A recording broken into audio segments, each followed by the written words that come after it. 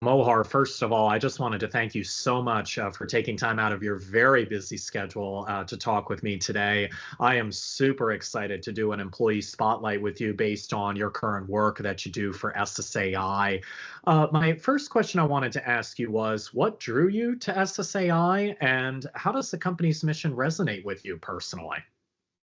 Yeah, so I actually applied for a job and that was advertised with SSAI. That's how I knew about SSAI.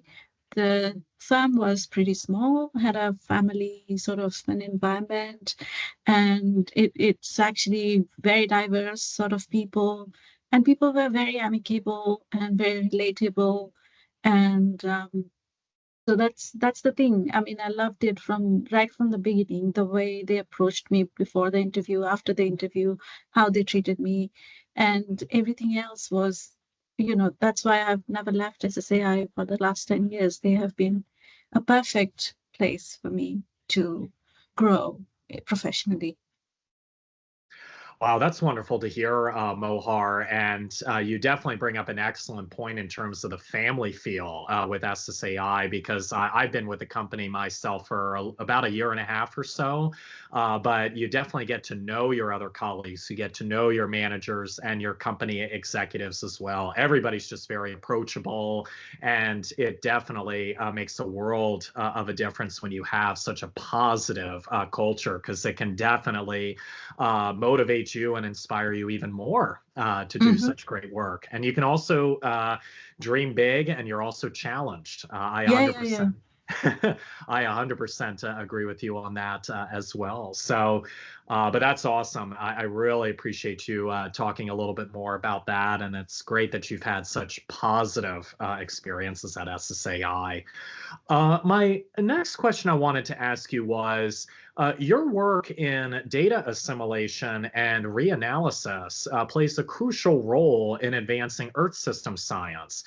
Can you share a recent project or breakthrough that has significantly contributed to SSAI's role as a subject matter expert in this field? Yeah, so there have been quite a few.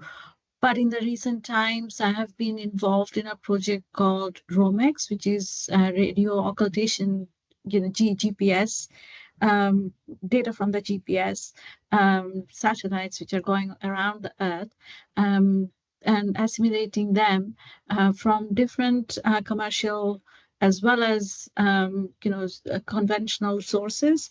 And that was a huge project where MWF, UK Met Office, and places from China and Korea and UCAR and NSEP, everybody participated. And I was really very, very interested in the project, and I was very happy to be an active participant in it, where I had to do a lot of data processing and a lot of learning in the process of how things work and how things are done all over the world.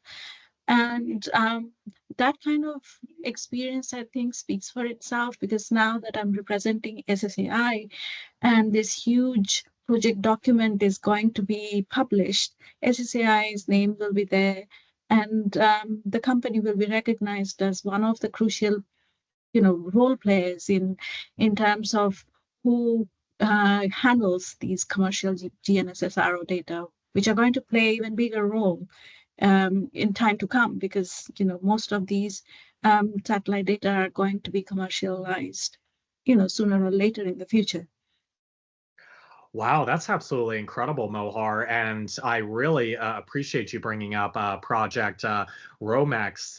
And just as a side note, I actually haven't even heard of that project. So I really appreciate you diving deeper into it and showcasing, more how SSAI is a subject matter expert. And just out of curiosity, as a side note, if you don't know the answer to this question right now, that's totally okay. Do you know when this project is going to be published, or is there like no set date as of now for it? No, this year obviously, but April, I think we are still giving them uh, the data sets that we have already created. So it will be published sooner or later, I think by the middle of this year. So yeah, it'll be a big, project report where we will be promoting the idea of getting more of these GPSR or commercial satellite data, and because they play a big role in the places, especially in the ocean surfaces, or in those places where you don't get conventional radio sound observations. And we have seen what a difference it makes in terms of data sparse area, if you want to do a proper forecasting.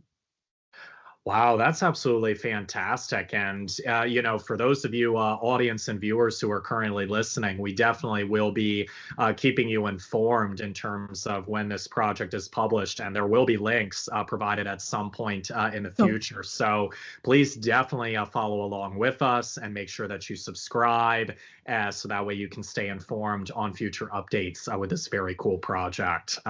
So, Mohar, again, thank you so much for sharing that. This is super exciting. I can't wait to see it get published later on this year. My final question I wanted to ask you was, and this is a fun question, just as a side note, but my question is, if you could travel back in time and be the first scientist to analyze historical planet Earth data from any era, which period would you choose, and what would you hope to discover? right, yeah, I was really super excited to see this question. Loved it because I had to think a little bit, and I thought about it and I tried to figure out that I would love to go back, say about 5,000 years ago. And you may have heard that at that time there were lots of, prehistoric civilization that were coming up. But in the Indian subcontinent, where my original birthplace is, there was a civilization called Harappa and Mohenjo-daro, and they are called Indus Valley Civilization, and they were contemporary to Egypt, Mesopotamia, and all those other areas when they were flourishing at the same time.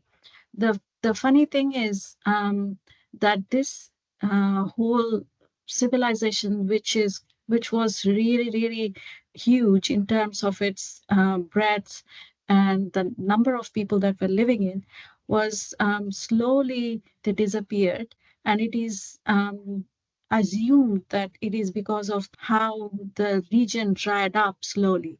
So if I can go back, I would like to study the climate of that era. I would like to see how long did it take for the rivers to dry up? What happened to the people? How did they migrate? How did they go and adapt themselves? And what are the weather elements that we can look and we can, get a parallel for the kind of changes that we are facing right now? What can we learn from that? So that's what I was thinking I would do if I ever get hold of, climate data from that era. That'll tell us a good story, and we can get a good picture of what we should be doing, taking the example from that era. Wow, that's just absolutely fantastic, Mohar. And that sounds like a very cool, opportunity and, experience. And what's great is when you hear about some cool events that might have happened in the past, or you might have heard of, some interesting, weather phenomena as well. It makes you ask questions and it makes you wonder in terms of, like you said, why did this happen? And, how did the people there like survive and adapt to the changes that came from that? So that is definitely something that I would love to explore and learn more about too. So that's just absolutely awesome. So with that, Mohar, again, I just wanted to thank you so much for taking time out of your very busy schedule to talk with me today and do this employee spotlight. Your work at SSAI is truly incredible, and you Thank are you very really much. Yeah, for praising me so much. Oh, absolutely. It's my pleasure. And you are really making an impact and a difference globally. And everybody, not just at the company, but around the world, is going to continue to be fascinated by the great work that you do. So please definitely keep us posted of additional insights that come with your work. And we cannot wait to highlight it. Sure. It was a pleasure talking to you.